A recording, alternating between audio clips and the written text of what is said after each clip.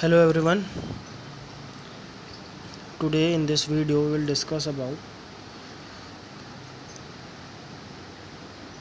trigonometric values. Now guys, as you all know कि trigonometry में आपके 6 रेशियोज़ पे हम बात करते हैं, that is sine, cos, tan, cosec, sec and cot. Now guys मैंने ऐसे क्यों लिखा है? मेरे ऐसे लिखने का रीज़न एक बहुत सिंपल सा है, बिकॉज साइन का अपोजिट होता है कोसेक, कॉस का अपोजिट होता है सेक, टैन का अपोजिट होता है कॉट। नाउ अब जैसा कि मैंने आपसे कहा कि ये एक ट्रिग्नोमेट्रिक रेशियो होता है, तो ऑब्वियस सी बात है कि इसमें न्यूमरेटर डिनोमिनेटर के फॉर्म में एक कोई चीज़, कोई नंबर लिखा जाएगा ना। वो कैसे होता है?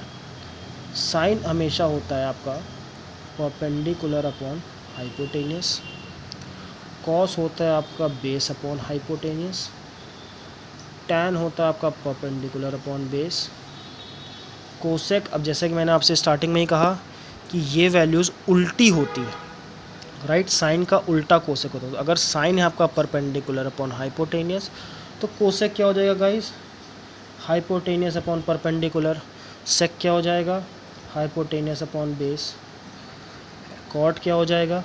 Base upon perpendicular. Now guys, I know ये याद रखना बहुत थोड़ा सा टफ हो जाता है कई बार, जिनको खासकर ट्रिग्नोमेट्री में इंटरेस्ट नहीं है, बट वो अभी 9th या 10th क्लास में गए तो उनको ट्रिग्नोमेट्री इंट्रोड्यूस होती है और उनके लिए थोड़ा मुश्किल पड़ता है। तो उनकी मुश्किल दूर करने का एक तरीका यही है कि जब हम लोगों ने क्लास 10th में पढ़ाई करी थी तो हमें ट्रिक समझाई गई थी। वो ट्रिक कुछ ऐसी होती है पंडित बद्री प्रसाद हरी हरी बोल।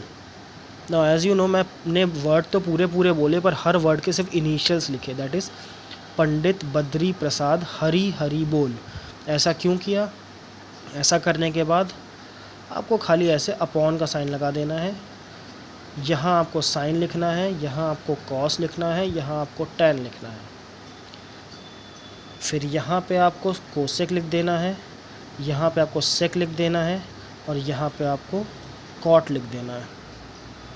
सो एज यू ऑल नो, अब याद करना आई गेस गाइस ज़्यादा आसान हो जाएगा कि साइन होता है परपेंडिकुलर अपॉन हाइपोटेनियस, कॉस होता है बेस अपॉन हाइपोटेनियस, टैन होता है परपेंडिकुलर अपॉन बेस। ना मैं बार बार ये परपेंडिकुलर बेस हाइपोटेनियस की बातें क्यों कर रहा हूँ?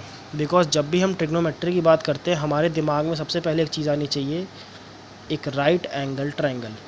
जी हाँ दोस्तों, बिना राइट एंगल ट्रायंगल के हम ट्रिग्नोमेट्री को समझ ही नहीं सकते हैं। सो ऑब्वियस सी बात, जब मैं आपसे राइट एंगल ट्रायंगल कहता हूँ तो जहाँ पे राइट एंगल बन रहा है वो 90 डिग्री होगा।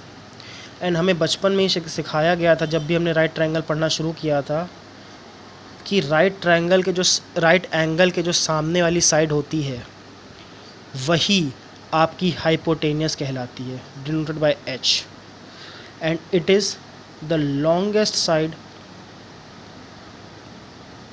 Of the triangle. एंड जो बाकी अदर 2 साइड्स होती हैं, परपेंडिकुलर हो जाएगी, बेस हो जाएगी, और may be this is perpendicular, this is a base. Depend करता है हम एंगल A की बात कर रहे हैं या हम एंगल C की बात कर रहे हैं। तो गाइस, ये तो था कुछ इनिशियल ट्रिग्नोमेट्री के बारे में, ठीक है? जो बेसिक्स मैं अगर कहना चाहूँ कि ये बेसिक्स थे ट्रिग्नोमेट्री के बारे में।